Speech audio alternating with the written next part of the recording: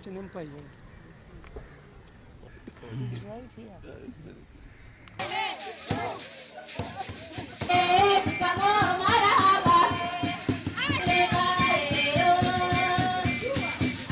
So we have seen the uptake greatly increasing.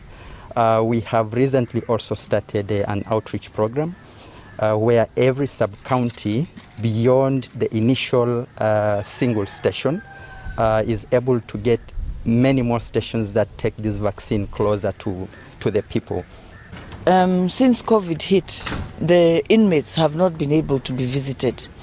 And this is because we do not want to introduce COVID into the prisons from visitors who are coming to visit the inmates.